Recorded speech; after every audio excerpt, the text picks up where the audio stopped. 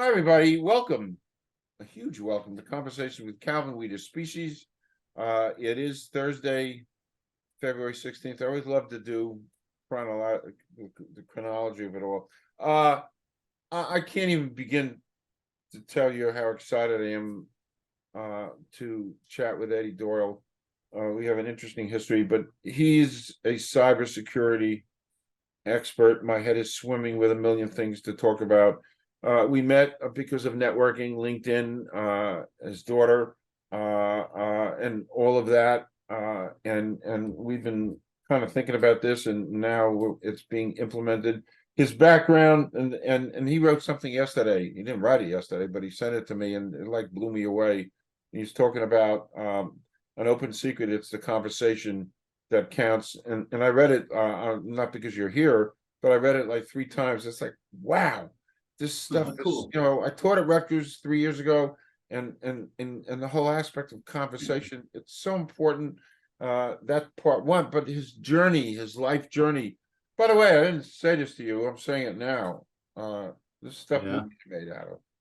What? Say that again? This is the stuff. You are the stuff that movies are made out of. Aw, thanks, man. That's very sweet of you to say No, so. it's true. I mean, your journey, you come here, you're 20 years old, you're homeless, you talk all about that. Anyway, I'm Sure. so excited. This is a powerful 40 minutes that we're going to spend with you, especially cybersecurity. Yeah, let's make it so, right? Yeah, Let's so make it powerful, right? Go on. I'm done with my monologue. I think first let's just do a little bit of a background for you, how you arrived here, and then before we talk about cybersecurity stuff, I got a million things to ask you. Let's talk about its conversation that counts. Sure.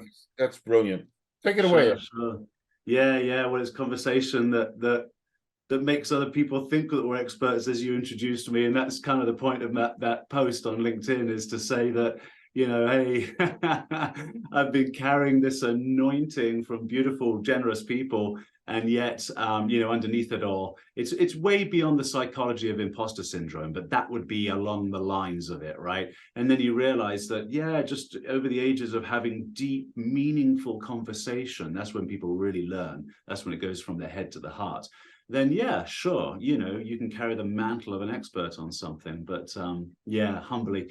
All right, man. Yeah, so you want a bit of a background? Is that what you were saying on how I got Yes, here? a little bit. As in, Your journey, as in my how you strange got here. accent here, I got to America, or here as in talking to you, right? Yeah, well, you said here as in talking to you is serendipitous, because it was very sweet of you, right? Generosity to help out a kid of mine. I forget. I think we found you through social media, and I think we just reached out to you cold call, right? I'm ultimately a sales dude, so to tie in a little bit of my background with how you and I met. I was rather penniless a long time ago, and I tried school. I did try. I tried hard, so I wasn't going to go do that again. At this point, is a little bit further, a few years on from arriving, with a bag full of clothes into Canada. Actually, at the time is where I arrived. Very cold. You need a bag full of clothes there. And a few years after that, I had a baby at 26 years old, which really made me stand up to attention, right? It was like, holy, okay, right now, life all of a sudden is taking on a whole new meaning, right? Responsibility. And look, hey, that's the scary word that I was running from for so many years. And what I did, actually, I'll tell you how I ended up in this very moment. I did read a little newspaper article. In Canada at the time, they had a national newspaper called the Globe and Mail. And it had one of these junk food articles, as you would expect from most newspapers today, top paid professions in Canada, something like that, right? And I remember the top three, clearly, doctor, lawyer, engineer, right? I forget which order. And I thought, well, yeah, right, good luck, right? School dropout guy. not doing that. Now I'm 26 years old with a baby. But the fourth one was sales and marketing. Wow. I had no idea what that was. Wow. I had no idea, right? And so and I just got into various conversations, and I fell into technology. Technology, if you think, this is 1990. Okay, come on then, I'm 50. I'll do the math for you. This is 96. No, this is 98. So just prior to the dot-com boom, right? Or actually during the dot-com boom, just prior to the bust. So technology sucked a lot of people into the conversation. It was so powerful. You know, Hewlett Packard and, you know, Apple and IBM, all these giant companies springing up overnight, you know, and in this concentration, mostly in Silicon Valley, which pulled people into really a wonderful, and this is the point of good conversation, a wonderfully improvised conversation, because in technology, we're making it up as we go. So that's real conversation, right? As what you and I are doing right now, right, is an improvised, restful and carefully selected words to engage in a conversation whereby you're listening. I can see it, you're nodding, right? That's part of the conversation. And, you know, and technology really is, it's filled with engineers who are generally really beautiful people, right? Maybe lacking on the interpersonal skills, hence I'm talking about conversation, but purists of heart, typically, right? People who design, engineers, and this is the technology movement. So it sucked people like me into the sales and marketing part of that. And as I put in that article, I've gratefully rode the coattails of these engineers and had a wonderful career for, you know, pretty much 20 years now. You know, amazing. And so from that little article, I thought, well, I can probably do that. And I stumbled around a lot of garbage products, and before I finally arrived at a place where, you know, I now, you know, I'm just honored because I represent, you know, one of the behemoths in, you know, the cybersecurity world, you know, one of the great inventors, you know, one of the organizations that actually started all of network security. So, you know, imagine that, right? From 26 years old to this today. You know, and that I would represent these kinds of brains. I mean, really, the guy that started our company, Checkpoint, invented the original firewall. Wow. Yeah, right. So, you know, you think about a brain like that codes and sees something before everybody else sees it. Right. Yeah. So that's a visionary gift. I have to say gift, right? Steve Jobs, gift, right? I just, you know, it makes it unattainable. So I don't like the word gift, because it makes it feel like if you haven't had the gift bestowed upon you, then, you know, but yet we write books about some people, right? That's what I mean. So it's something special like that. So they've got that, and they've got an engineering skill set. And guess what? They were bloody well born at the right time. Let's just tip our hat to, you know, Mother Nature, right?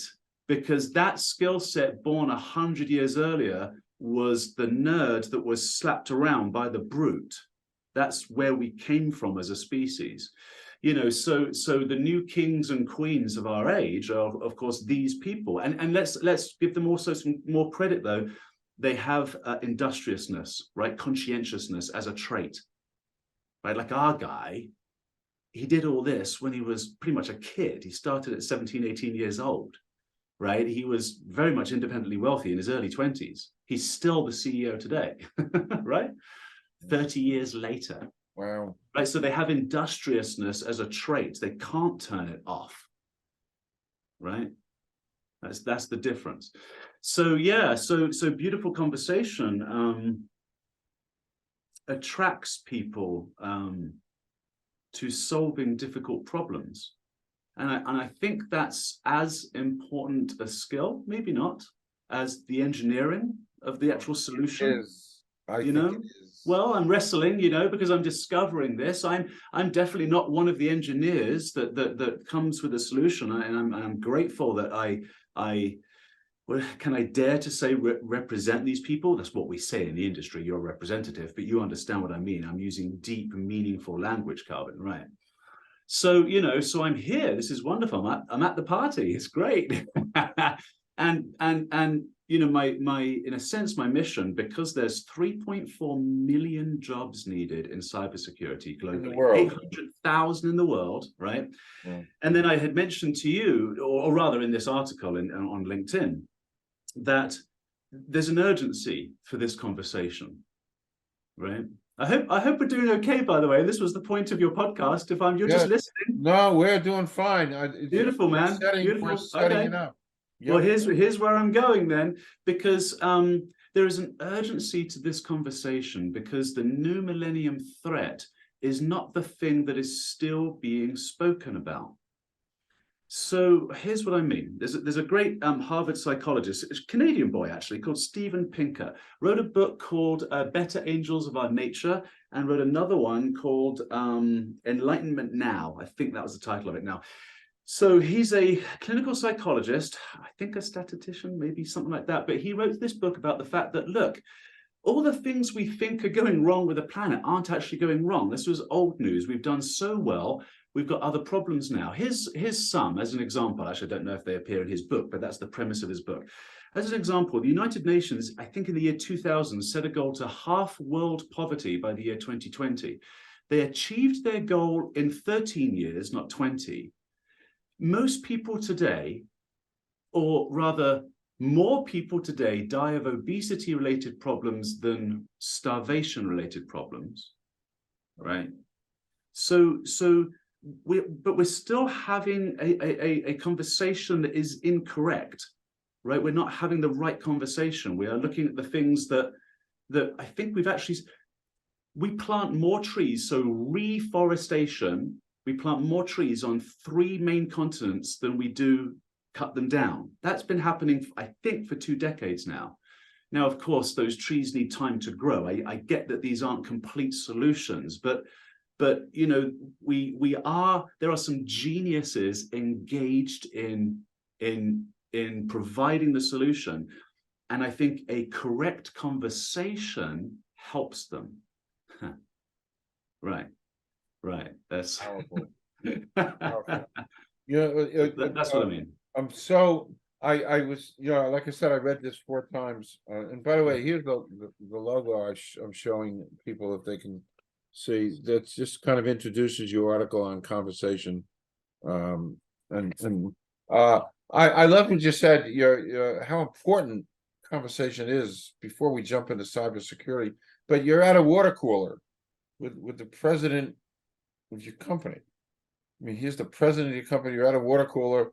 You've never met him before and stuff, and you gotta strike up a conversation. That's hard, and you have to be a really good conversationalist.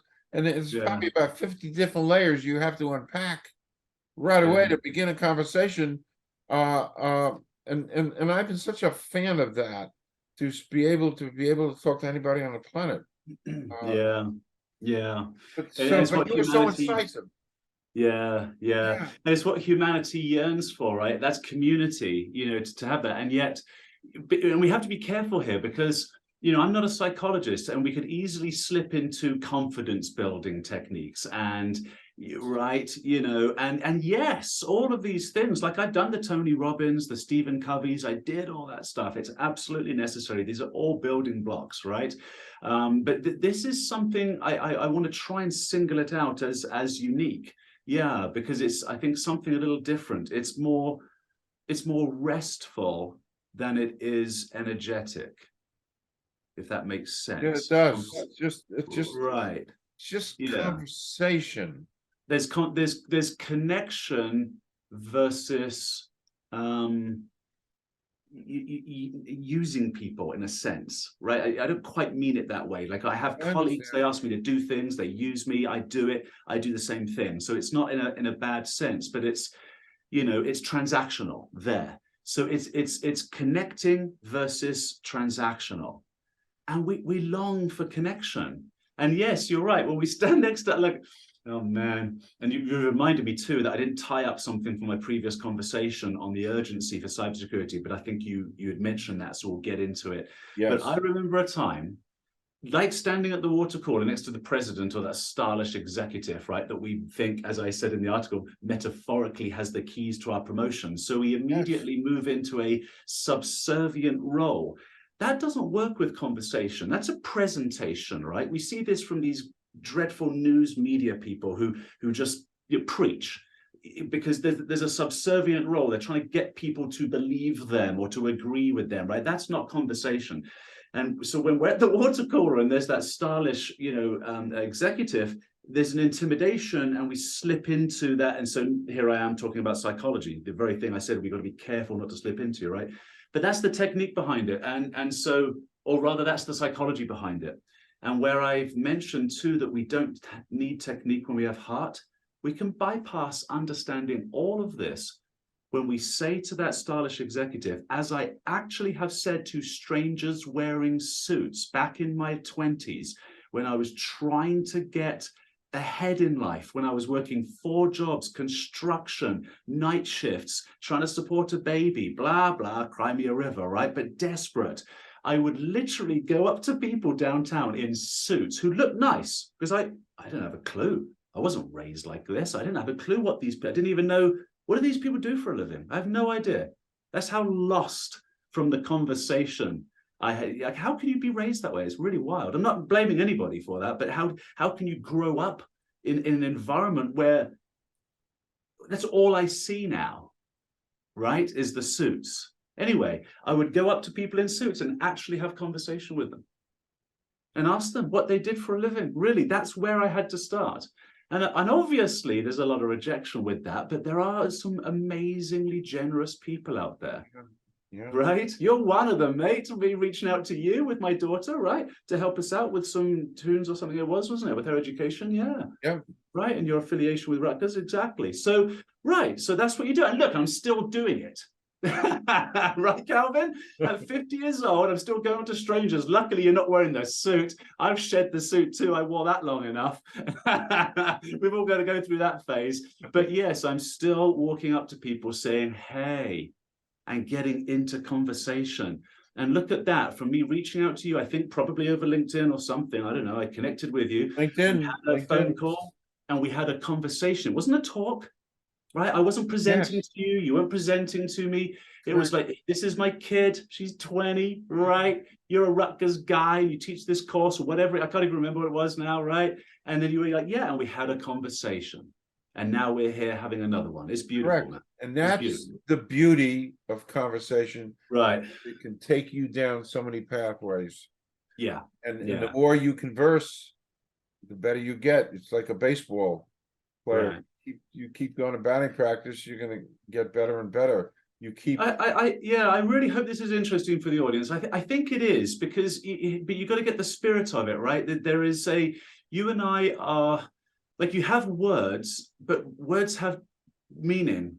So to have a conversation that is deeply restful, that results in understanding and orients you toward a noble goal.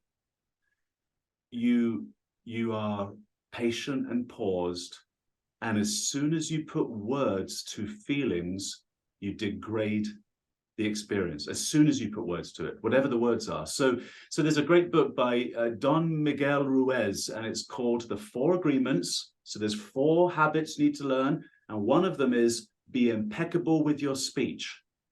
Oh, it's a tough one, right? So a real tough one. And when you think about conversation in that way, that you truly, as a human being, and let's segue into cyber, because I think that's probably what will be advertised for people to come to our conversation, right? Okay. So we should certainly get into that. And I'm so pleased we started the conversation, because cybersecurity can be intimidating. So this is the segue. It's like, come with us into this conversation. It doesn't need to be intimidating, right? So yeah, as you move into a conversation for things that are complicated, like cybersecurity, there is something deep in your heart that is likely something along the lines of, I just don't get it. And yet I'm a Rutgers student, or I'm an MBA holder, and I don't get what this Chief Information Security Officer guy is saying to me. Right, okay, so bypassing all the technique, I said, you come from heart, it's like, hey man, I really don't get it, and to own that piece of the conversation, because that has to fit, and it will, because the person you're talking to, a CISO, Chief Information Security Officer, has the piece of the puzzle that fits. That person has the knowledge, so you have to start there. And when you own that piece of the conversation, because it is yours, right? It's the honest truth. The CISO also has a problem. How am I? And let's say I'm the CISO, you're the person with the MBA, and you are a finance person working at Bank of New York Mellon. You got a bill out at $700 an hour, so you don't have too much time to talk to this guy. You're really smart, right? But I'm a chief information security officer, and you're just like, I don't get your program. So I have to, in a very limited amount of time, through conversation, help you understand. You've got an MBA, you're smart. It's not about that, right? And I don't have time to get you sit down to a 4-year degree in cybersecurity. This is what this is. I will say this. I will give a little bit of a finger wagging to my own industry, right? I looked at all the nerd books out there, and they're exactly that. You know, and it's like, how do you follow the Chief Information Security Officer's cyber hygiene program? If you're that accountant at Bank of New York Mellon, you are a target by threat actors, right? You are a target by threat actors because you hold the keys, Wow. right? Potentially to a lot of money. Wow. So it's incumbent upon me, it's my career as the Information Security Officer to protect you. And I put something rather provocative that no one's actually seen yet in that article. I only released it yesterday. I put this, that the role of the Chief Information Security Officer is to provide the least amount of security for you to have an epic work life. Now, what I expect from people to say is, no, you want the most amount of security. You don't, you want the least. And the reason why, if I'm the Chief Information Security Officer and I've got carte blanche, I can make you, Calvin, the most secure. I'll just unplug. That's that.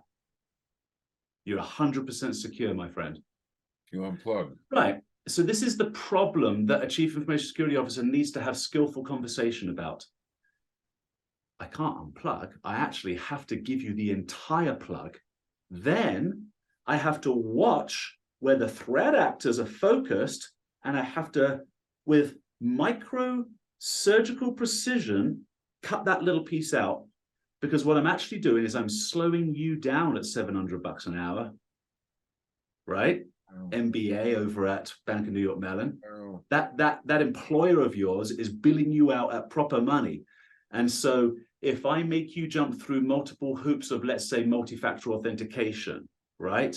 So I hope everybody's familiar with that. Basically what it is, you're going to log onto a system because you're an accountant. You're responsible for trillions of dollars at the bank. You have to log onto a system. It's going to send a ding to your phone to have multi-factor authentication. I'm authenticating that I'm the person that is allowed to work on this multi-trillion-dollar deal, right? And so that slows me down by microseconds. So as a Chief Information Security Officer, I have to skillfully look and go, oh, threat actors can get in the way of Calvin logging onto this system and steal this money. I need to make sure it's Calvin. I have to make Calvin do an extra thing, right? Now that's annoying for Calvin, and it's annoying for the organization because they're trying to bill you out at $700 an hour. And now I, as the Chief Information Security Officer, come along and I start, you know, oh, now I'm going to make you click here and do this and do some awareness training, and I need half an hour of your time here. And so what the Chief Information Security Officer is actually doing is trying to give you the least amount of security so you can have the most epic work life. Okay. All right. Yeah, that's hard because I mentioned I just Googled them in that little blog post I put up, this GAN, what were they called again? You've got it in front of you, I think. Clop. And they've amassed what? Is it Clop? Yeah, those guys. They've amassed half 500 million. Yeah, $500 million in 3 years, man. My, that's one GAN. It's one GAN. It's beyond my comprehension. And it's happening right under our noses. Most people aren't aware. It's like what's happening with artificial intelligence. It's like what Elon Musk is doing with Starship. People just aren't aware. He is actually going to get people to Mars, this guy. It's happening. People just don't think it's happening. It's happening. Right? And it's the same with cybersecurity. This entire industry just happened. Somebody plugged in, and then that was that. And that's what we're going to be saying about AI, by the way, right? Somebody plugged in, and that was that. There is no turning back. And so, you know, the Bonnie and Clyde, you know, thieves have mostly gone away. Banks don't need to carry the cash, right? It's keystrokes. That's what I was mentioning a little earlier. Most people are well fed now, you know, so the threat is from cybercrime. You know, is it San Diego? It's on my phone. I just want to get it right. Is under ransomware attack right now. It's on the news. So here we are. Where are we, Calvin? What's the date today, my friend? The 16th. We're the 16th, right? And it is a county in California somewhere. I don't want to spend too much time looking at the headlines now because I've seen them. It's buried it and gone somewhere else. But there's a county in California that is under ransomware attack right now. Look at the entire country of Costa Rica last year. The entire country got taken offline. Boom, there you go. And this is how easy it is. So that's my, Go on. I like I said, I've got all these. Yeah. It's not my business. It's your business. I can't fathom the knowledge that we, the species, have that we can't come up with foolproof cybersecurity. I don't understand. I don't. Okay. At this tremendous stage of sophistication, why can't we protect? I know that a big securities house has spent $600 million on cybersecurity. I'm not mentioning names. Next year they're going to spend $1 billion.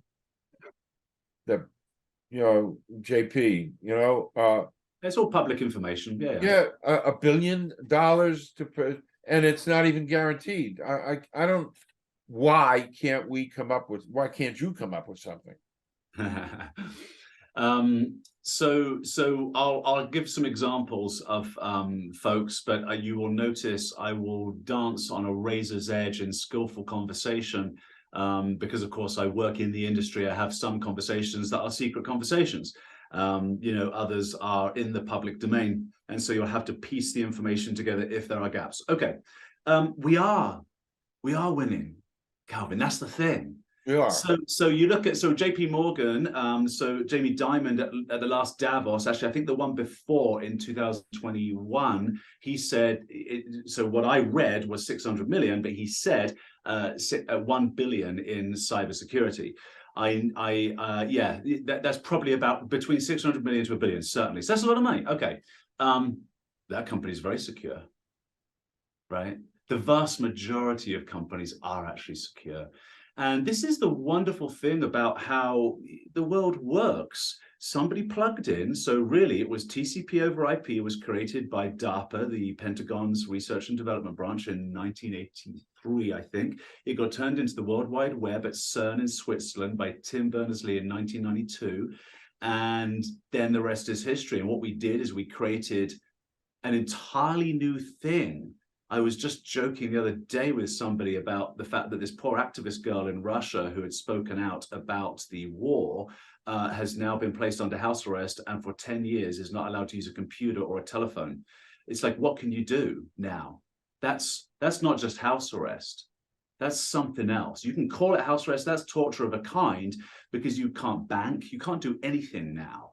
So that's interesting, right? So we've created a wonderful thing. I like to call it Johann Gutenberg's 2.0 printing press. And the vast majority of people are not hacked. That's pretty cool. That's really cool. Considering, so now I work in corporate, in the corporate environment, right? Fortune 500 environment. So there's a fair bit of discipline within that environment because the customers I talk to obviously are the beneficiaries of the payroll of that organization. And if the organization says, let's be cyber secure, they'll say, yes, sir. We don't have that at home. We don't have that on our personal phones. And yet of the billions of people, the vast majority are completely safe. So now there are, though, your observation is accurate that there are devastating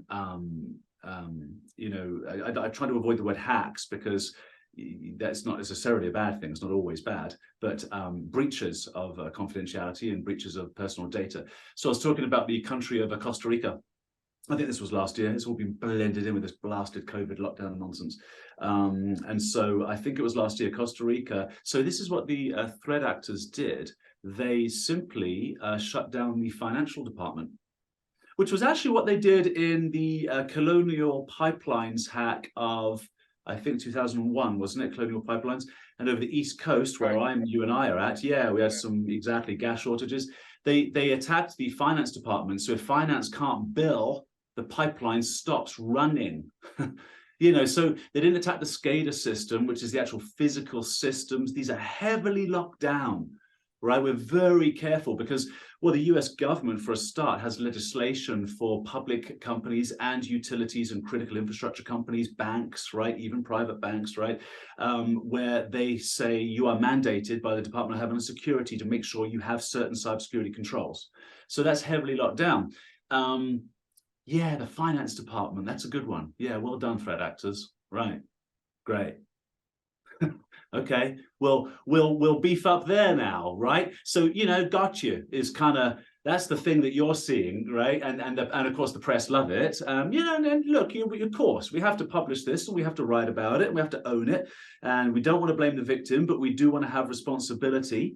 You know, if I think about the predecessors of the Equifax hack, I don't, like the new guy over there is brilliant. So, you know, it's a tough one for me to talk about, but the predecessor, when Equifax did get breached, you know, mind you, he's done such a great job of just, you know, owning it as an organization. He wasn't even around. But the predecessor, yeah, was not the right CISO. So there needs to be pressure for things like, and in that case, Department of Homeland Security had actually gone around to all critical infrastructure companies. They had found, wow, this is a few years ago, I think it was a vulnerability in either an Apache server or some kind of Cisco server, but there was a critical vulnerability. And so what Department of Homeland Security, when they find this out from companies like mine, we research all this, right? When they find out, we say, hey, there's a critical vulnerability. So the Department of Homeland Security, they run around to all these important companies like Equifax that has every American's personal details, right? Because so obviously they're highly targeted. And they say, okay, here's the vulnerability. Here are all the solutions, because all the vendors, we claim, you know, we clamor for this because we want to sell stuff. That's the solution, right? We're selling stuff to these guys. We found this. We found the problem that there's a vulnerability. We found a patch, right? We wrote a patch, or probably just the company that, you know, Apache, Cisco, you know, they wrote a patch, right? We can help too as security vendors. And so Department of Homeland Security says, all right, here are the solutions. You good to go? And whoever, somebody at Equifax all those years ago said, yes, good to go. So it was actually the first time that the FBI pursued a criminal negligence case. They didn't do it in the end. They didn't pursue it. They weren't official, but they were talking about it. So that was interesting to me because we hadn't seen that before, because it's like, hey guys, you said this was an easy one. All you had to do was patch the server. That was an easy one. Now, that's a hell of a thing for me to say, actually, Calvin, because a true technologist would say, it's not that easy, Eddie, and they're right. They are right. I just made it sound flippantly easy and I erred there. So to be impeccable with my speech, yeah, let me correct myself. The point is, if you're Equifax, you should have the manpower to get it done. That's definitely what this mistake was about. The others, Colonial Pipelines, just like, no, that was very creative. Yeah. So look, you know, I'm pontificating on some of the breaches that are out there. Yes, there is one ransomware gang that have amassed such a massive amount of money in 3 years. One company spending, you know, 600 to $1 billion, and all these jobs available. So I think our serendipitous reconnection here, Calvin, is really to help people into the cybersecurity conversation, because 800,000 jobs in North America. Like, I don't have an undergraduate degree, so who cares what yours is in? It's incomprehensible. I'm almost saying I think I want to learn to be a cybersecurity. Come on, buddy. A quick one. I have all these things on my head. So taking this down to some very practical levels for lots of people out there. Sure. Two-factor authentication. I have my cell phone with most of my important passwords. How strong is that? Is it just on a note, or is it in a password locker? Well, no, I mean, when I want to sign into places where I go all the time, a lot of social media and you know, my email accounts and stuff, it's all so they all text me codes to put in. Is that's obviously way better than nothing. That's right, absolutely. That's two-factor or multi-factor authentication. That's really cool. When you said you've got your passwords written down in your phone, my question was, is it No, written they're in not in my phone. No, Okay, good, good. Yeah, no, you don't want that. no. Okay, yeah, but the two-factor, which is them pinging you like YouTube does it really well because they say open up YouTube and they say this you. That's a really good one. No, that's really great. I like that because there's like one little button you have to click, right? So set that up for sure. Yeah, that's very safe. What else? What else do you All want to right. ask? Okay. Now, I spent a lot of time every day reading a ton of different articles. A few weeks ago, I saved it. But there was an article saying there's going to be cyber Armageddon Armageddon, yeah. Armageddon. I always pronounce that wrong. Cyber Armageddon in our power grid in 2 years. They're going to shut down the world's power grids. Is that something to worry about now? Not any more than we have. Yeah, but guys like me worry about it, so you don't need to. Oh, thank you. No, really, really. Yeah, You know, yeah. I mean, look, I mean, I don't mean to, inflate my own tires. And God, I'm just about to give you a hell of a description after a sentence like that, because the tip of the spear guys, the Navy SEALs, are always fighting, so we don't have to, right? Right. So no, you don't. You really don't. But let's get into it a little bit. Power grids have been a target for probably a good 15 years, but certainly in the last 10, right? There was a very successful virus from 2005 called Stuxnet that hit a certain power plant, right? So that was the first we knew of massive sophistication. This is 2005, right? Massive sophistication for affecting things in the real world. It was actually uranium centrifuges to slow down the Iranian, the country, not uranium, Iranian development of yellow cake for weapons material.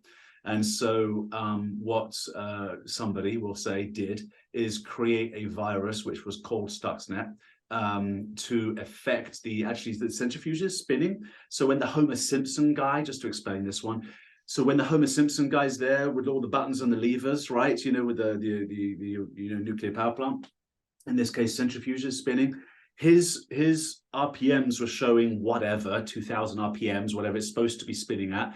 But the actual centrifuges were spinning faster or slower, so it was screwing up the manufacture of weapons-grade plutonium.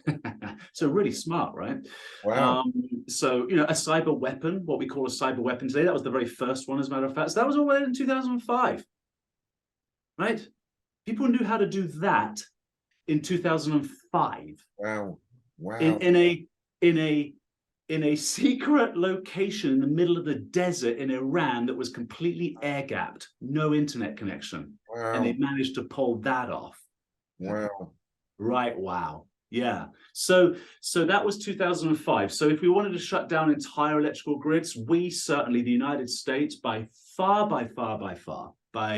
so far, our technical capabilities outweigh everybody else's on the planet. The NSA goes 10 stories deep. Including China, which I worry about too. They can't even perfect the stuff they're copying. Okay. They can't even make that work. Okay. Yeah. It's just, the media, God, the media is really whipping us into a strange narrative. This is why conversation is so important. China being seen as an absolute enemy right now. And it's like, I get it. What they're doing in the South China Sea, creating runways for massive expansion of military airports, is like, yeah, please don't do that. You're going to worry us, right? So it's, I get that. Let the military guys have that conversation. Public opinion needs to be swayed toward love. That's what we need to be talking about. Right? Yes, there's lots of espionage. Yes, I'm in a position where I hear these stories, right? I know firsthand, of these kinds of things. And So funny. I mean, the technical world, you know what fools most people to get their actual password and credentials? Sex. It always comes down to it. It's unbelievable, right? Some engineer somewhere, right, who's never had a good-looking girl look at him, right, Calvin? Yeah. This is what gets people. It's unbelievable, Wow. right? Anyway, and the same politicians, right? It's like, wow. So espionage, old school espionage is still very much alive. So, yeah, so the media has us afraid of China. China's got a big problem. They've got a big problem. They don't know how to feed their people. They import 50% of their food. They import, I think, about 50 to 60% of energy. Like, we don't need a cyber attack. Just stop exporting energy to them. Wow. They'll just freeze to death.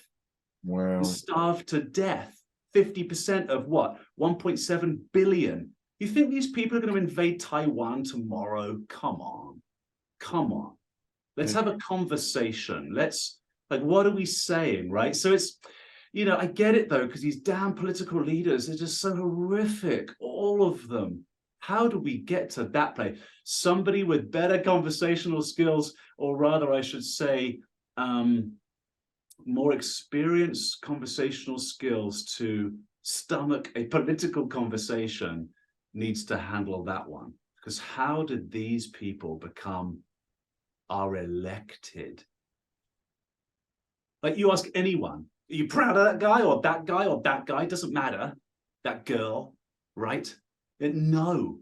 If we're being honest, right? This is a game. It's theater that's being played. So we need to put an end to that. And I think conversation would be very helpful. Now, if those people had stopped playing theater, we would think about China differently. Yes, the military are having, as I say, they're the tip of the spear people. Thank goodness for them. Otherwise, we probably would be at war, right? So we let them, stick their chests out and say, hey, right? But the conversation we need to have, like, is, yeah, China can't, they wouldn't dare, right? They're way too dependent. And the stuff they do copy. And I'm as a cybersecurity guy, I like to call myself, right? I'm not an expert. I'm outraged at what they steal. Do you know, a dear friend of mine, he used to be in the Chinese cyber army, immigrated to Canada years ago, set up an IT shop. I'm like, yeah, man, okay, I'm not bringing my hard drive into you. He's a great guy. So his job in the Chinese cyber army, they would make, I won't bother saying which company name, an American computer manufacturer. There aren't many. An American computer manufacturer, so obviously it isn't just them, it's all of them. His job was to x-ray them so that he could look. This was years ago. We're talking in the 90s. Wow. Right. And he would look through this little thing. They would pass, and they would so they could copy how the circuitry was done. Wow. Inside, right? Because chips were sent from here. There's so much extra work that's needed so that people don't steal our stuff. It's really quite annoying because the amount of brain power it takes away from the ingenuity of the product, right? When you have to manufacture it, in a sense, in not in your enemy's camp, but in a place where you're guarding against them stealing the intellectual property from you. Wow. It doesn't make any sense, does it? No. That you're making your stuff in a place where you know that they are stealing from you. Wow. At any rate, this is what we've chosen to do in life. Yay. So they make it there. So my buddy's job was to x-ray these laptops in the bloody 90s, x-ray these laptops and see so that they could copy it. They still can't do it. Right? They've been trying to copy and make a superior, cheaper product to export it so we would buy it forever. And guess how the saying goes? If you buy a piece of junk, right? Yeah, right? They still can't do it. So they've got some problems. They've got to figure that out, and I lived in Canada. We used to joke about the brain drain, right? Doctors, because great educational system. You go to McGill, you go to U of T, right? This is some of the best universities in the world. And you can go there for like 15 grand, right? Right. You know, if you're in state, as it were, if you're in province, you'll go for like 20 grand for your whole degree. And then you come to America and make a fortune. Brain drain. So, you know, the other part is I've got some wonderful Chinese immigrant friends where I live here, engineers, right? Yeah, they're all here. Right. Yeah. And Wow. guess what? So I believe somebody's going to have to fact check me on this, but I believe Asian women have made more money than white men for the last, I think, almost 10 years. I think it's 8 years. And it's because all the super smart people get snapped up in these corporations. And it happens to be that in this case, I'm thinking about all my friends, right, who are electrical engineers, all female, right? The ones from Beijing and great universities. And they're here making a fortune, putting their brains to the most creative test possible. Like if I could truly engineer the most amazing thing, right? If I could design the most amazing thing, what would it be? Putting their gift to absolute use. Wow. It's amazing, mate. Wow. Amazing. Wow. It's so fascinating. Another simple, practical, I'd like to go from heavy theory to basic everyday, turn on your computer practicality. So in this new world, what are we better off with to protect our personal computers? Malware, bytes versus an antivirus, or both? Well, or today it's all in one usually. So usually you get like a package from Norton or whoever, right? The company I work for has a home package. So if you go to checkpoint.com and you go to, I'm blanking on the name of it, but if you go in there and look for at-home user, now I'm blanking on the name of it of all times. You know why? Because this is a plugless podcast. Hey, but yeah, you go to any of these vendors, right, and you pay your $60 or whatever it might be, you're going to get all of the right tools. And they're going to include your antivirus, right? So it's going to check for viruses coming. It's going to include URL protection. So that's, because there are some... Here's the problem, and you've got to bring me back from theory into practical, but I'm going to tell you why URL is important and why you need it, why you need a URL filter and how we can catch people quite easily, the principle behind it, right? It invites people into the conversation, so it's not as scary. All URL filtering is doing is there are a bunch of people we sort of nickname script kiddies, because there's no barrier to entry to become an annoying, hacker. You can just keystroke, and you can go to ChatGPT today and ask it for a script, right? A piece of malware script, like an actual threat actor malware script that works, and the AI will just give it to you. Wow. Yeah, wow, right? So we've got to deal with this now, at any rate. So, there are exploit kits out there too that you can rent from threat actors. This is what they do for a living. They create what's called an exploit kit. I suppose ChatGPT will put them out of work. And then some kid will spark up a website, on here we are, we just finished Valentine's. So he'll spark up a website on, February 12th, valentinesisawesome.com, whatever, and then send out a bunch of, bad stuff. And what URL filtering does, why you need it, is it says, hey, this website was spun up 2 days ago. I just don't trust it because of that. Right? That's the only, I don't care what it is. It's 2 days old. Go away. So, so you'll get all of those little packages in one now, and it's so commoditized. There's nothing special about it. You just click and buy, right? It's inexpensive. Why wouldn't you have it? Yeah, why wouldn't you have it? I imagine the tech support's brilliant, but my own machine, I'm the beneficiary of working for an enterprise that's in this business, so I'm pretty heavily locked down automatically. Yeah, but I imagine the tech support's okay. What else do we do that's practical? All right, really off topic. I always like to ask this. It has nothing to do with.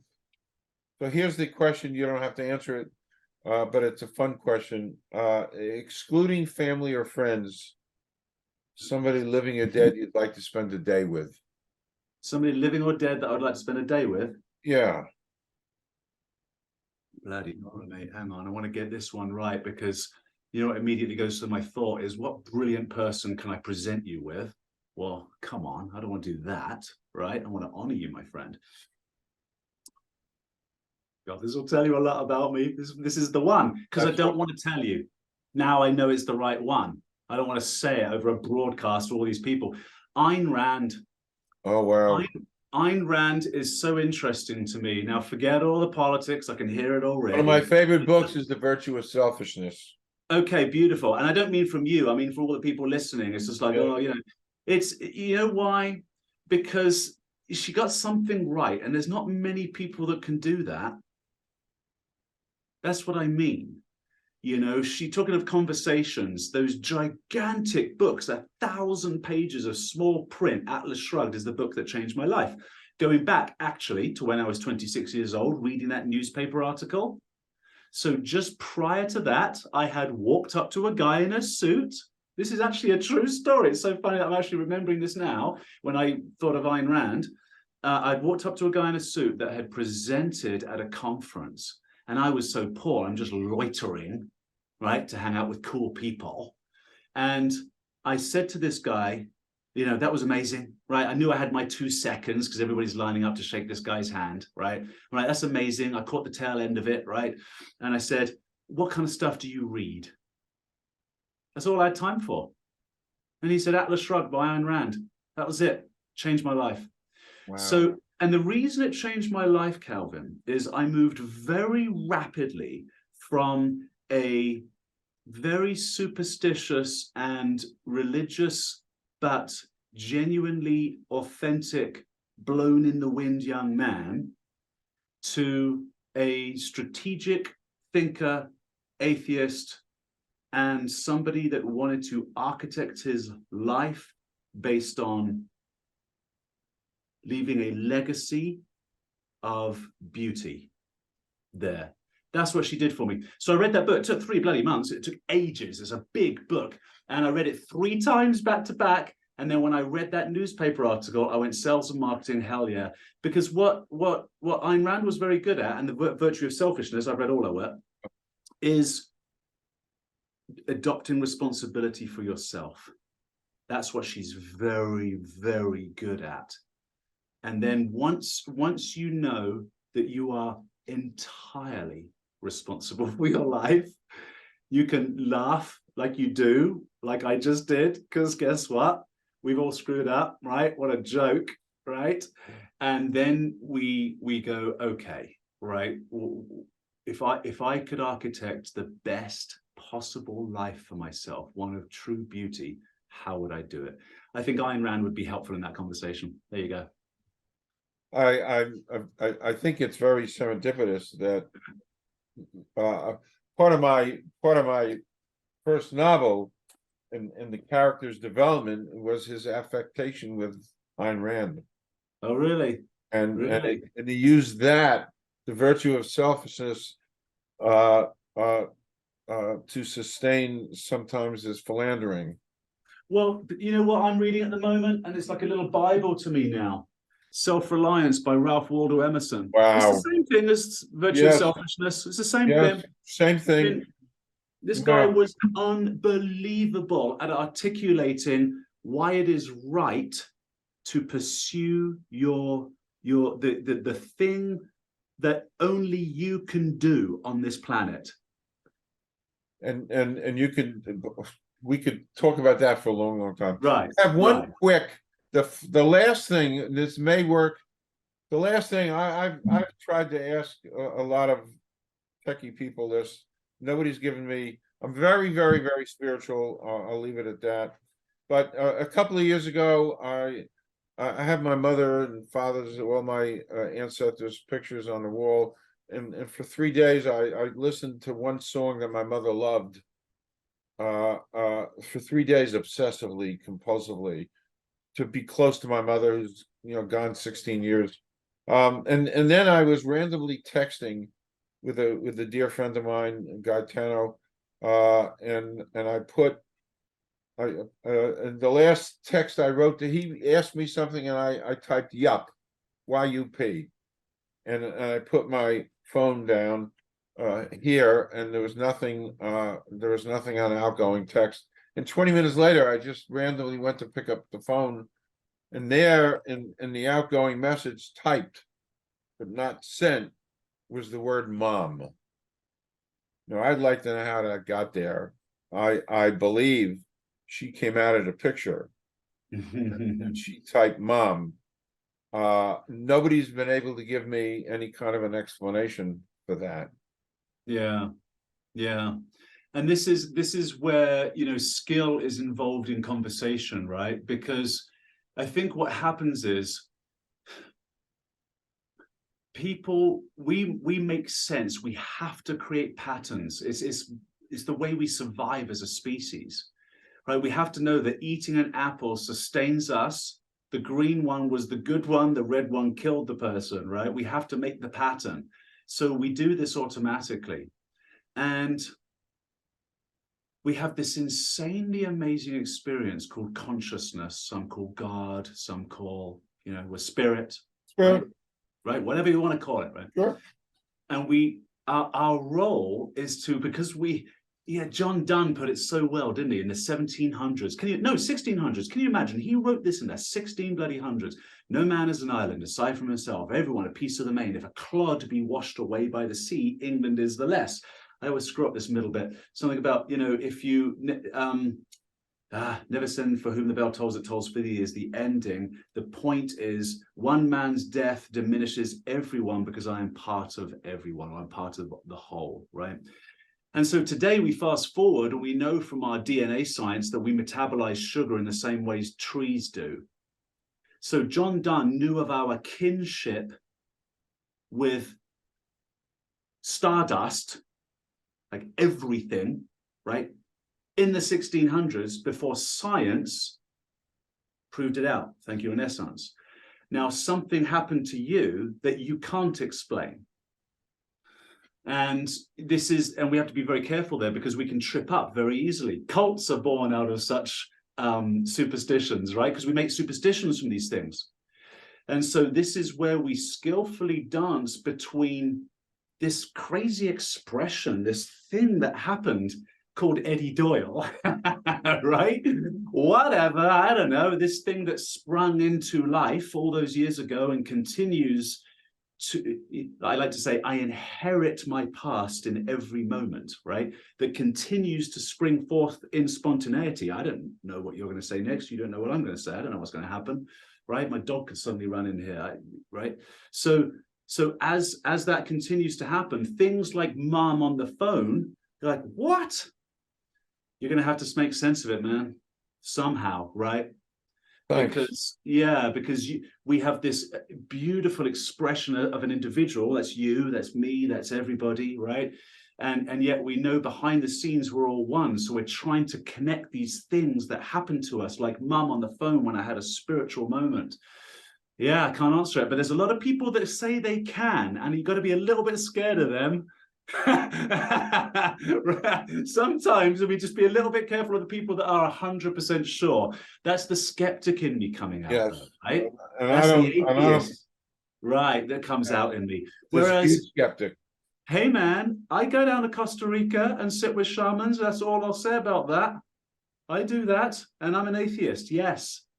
Right? So I get it. You got to win the spiritual battle before you win the real world battle. I get it. I am an atheist, though, and I am very skeptical of people who say they have the answer to things like what you presented, you know, because I wrote my second novel. It's being edited now in Minnesota. It's called "There's a Tortoise in My Hair: A Journey to Spirit." It's fiction, but it's really my story. But I had to tell these spiritual things to me. Why? I'm a regular guy, you know, Rutgers, football, basketball, hanging out on social media. There's nothing extraordinary about me. I'm a regular guy, period. Yet I've been gifted. You used that word before. You used it. I've been gifted with a tremendous amount of spirituality, most of which is inexplicable. You know, this was put into my head one night. I don't know if I ever showed this to you. This was put into my head. yeah. It changed the whole course of my life because I became That's the right way to say it, Calvin. You're right. There's a guy I really love at the moment called Jordan Peterson, and he says about J.K. Rowling's that it isn't so much that she wanted to write, she needed to write. That's a good way of looking at it, right? It had to come out. Yeah, this was stuck inside me my whole Right. life for 40 years. That's different from looking for it, right? It That's was stuck, there's it came. something. If Yeah, you see yeah, You see the cover that came to me one night. yeah. 6 months. We're gonna break in a minute or two. The No, cover no came worries, to no me. worries.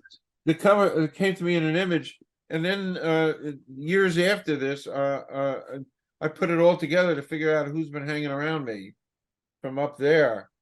And again, this came to me at 4:44 in the morning. The cover design, the book itself came to me, 20 years ago. It popped into my head. I never wrote anything before. Cool, man. And a year after all that's published, I figure out that it's my grandfather's been hanging around me. So I found right. this one picture. This is the picture of my grandfather. You see what's on that table? That bottle of water. Yeah, what is This that? is 1902. It's a cool picture, man. And that's this bottle of water. Oh, get out of here. That's really cool.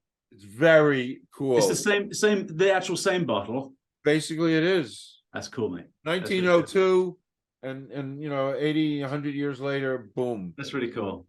Yeah, I can't move this particular camera around, but I've got a picture of my great grandfather in that same black and white. He's got this epic manly mustache when men were men. That's funny. But yeah, you're right about the assessment of that thing that is in you that needs to come out.